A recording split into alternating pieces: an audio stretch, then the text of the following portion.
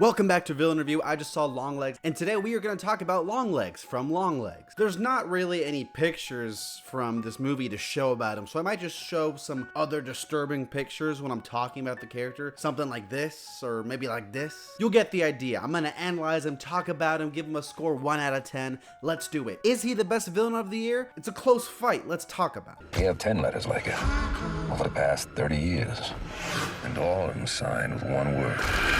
So Longlegs is a character who we don't really know anything about. His whole entire motive and backstory, completely a mystery. The one thing that we really know about him is that he's dedicated his life to serving the devil and dolls. The guy loves dolls. That's right. This is a haunted doll movie. I bet you didn't know that. Did I say spoilers for Longlegs? If not, spoilers. You know, it's really funny that this guy shows up now of all times, a time where I just made a video talking about how villains can't just be evil for the sake of being evil. They have to have a reason, a motive why. Longlegs doesn't really have explanation as to why he believes, he's gotta, serve El Diablo. He just does. He's very committed to it. We don't know anything about how he got there. It's tricky, but I'm cool with it. He does have a reason for doing what he does. He doesn't just do evil for the sake of doing evil. He's not just like, let me kill all these people because it's crazy. Instead, he believes that this is what's best for his soul, for, avoiding eternal damnation. At least that's what we can deduce from what we learn about the motive of the mom, the evil mom. We learn all about that.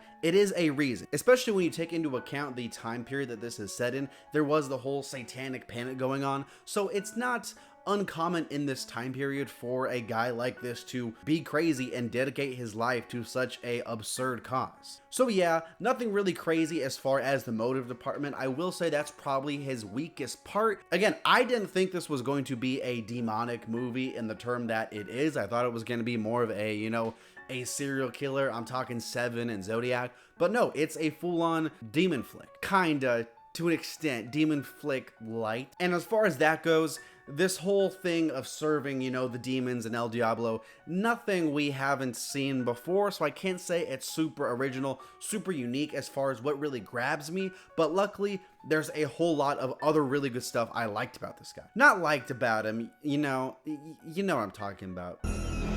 And kill again. There she is!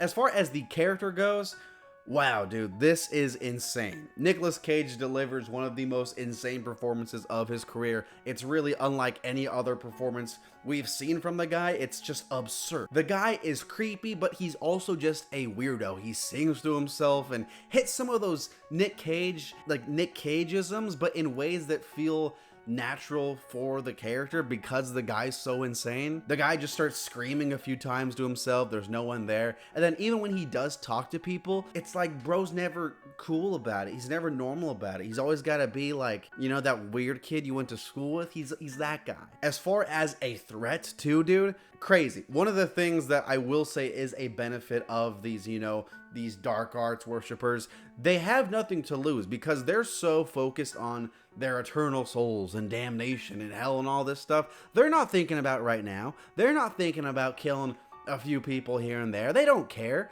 because, they're thinking about eternity. The vibe of this guy is crazy. And if we're talking about screen presence, holy crap, dude. The screen presence is insane. One of the best I've seen for a villain in forever. The first half of the movie and the way they build up to him is super good. You feel like he's going to be in the corner of every frame. And the way that the film is shot, it's perfectly directed by Oz Perkins to where the shots are balanced to where Micah Monroe's here and you're expecting something else to be over here. So you're scanning the whole entire frame, dude. It's like SpongeBob with his eyeballs. You feel like he's going to pop up. You feel like he's going to just run in and kill anybody at any time. He's so unpredictable. But the dude's also kind of smart. For the first 80% of this movie, it feels like the guy is just in control of the whole entire situation. Like, Harker's just taking L after L after L. It's like, good lord, dude. Micah Monroe, can you do some comedies or something? I'm getting tired.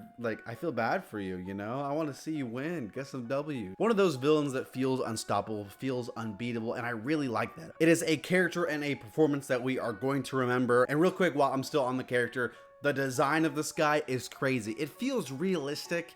in the sense it's nothing absurd, and I think that's what I like about it. Sure, it's not scary in the sense of, you know, some of these other, you know, horror villains that we all know. I'm talking Freddy and Leatherface and things like that, but it feels really realistic. As I'm saying that, I understand Leatherface is probably pretty realistic too, his design, but you know what I mean. It's off-putting, it's unsettling, it's just strange. We only see him a few times head on, but when we do, gosh, dude, it's crazy. It's, like I said, oh man, wild. You don't want to see it, you know?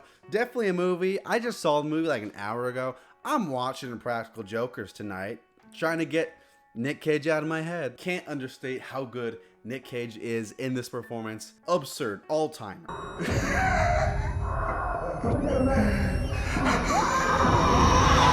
But let's talk about his scenes. I already touched on the screen presence. The opening scene is so good. Again, the hype and the anticipation to the reveal, the design of this character is pulled off perfectly. In the opening scene, we only get him from like the mouth down, and then when we first see him for a second pop down in this semi jump scare, dude, just gets me, gets you insane, gets you like, let me see this guy, let me see this guy. It's insane. All of his other scenes in the movie I think are done really well. They're spread out far enough to where, like I said, you're waiting for him to pop up again, but you don't get tired of him, and you don't feel like you're just being teased with the reveal over and over again. The scene where he breaks into her house to leave her the note, incredible scene, incredible tension in that scene, as well as every other scene he's in, again, because he's so unpredictable. Going back to that real quick, that opening scene, I like that as we get further and further into the story, we see more and more of that interaction. Again, some really creepy interactions going on there. But if we're talking about creepy interactions, we have to talk about this interrogation scene. Really the only scene in the film that Micah Monroe shares with Nicolas Cage. You know, the one that kind of went semi-viral of her heartbeat jumping up 100 beats, which is absurd. Absolutely insane. This standoff, this face-off between these two characters is crazy. We start to learn more about what's going on in this overall scheme of, you know, how all these families are dying. We know where it's going with, you know, her officer buddy.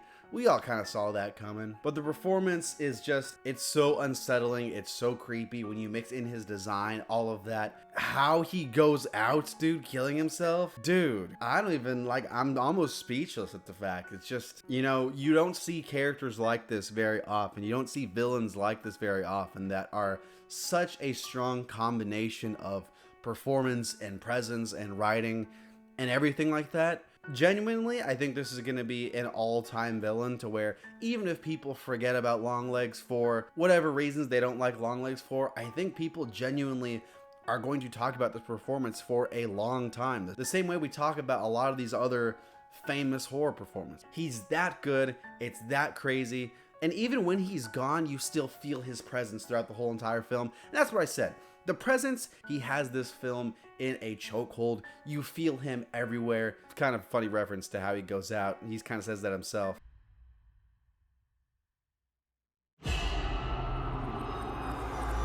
Longlegs is a really good villain.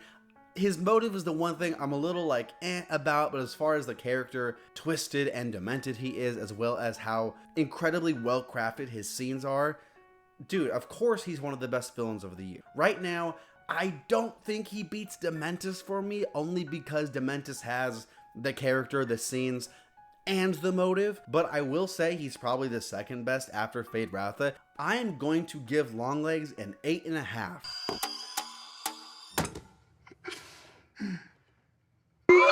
Thanks so much for watching. New villain reviews pretty much every week. Hit subscribe. I'm trying to hit 100,000 subscribers, and as you can see, I got a long way to go.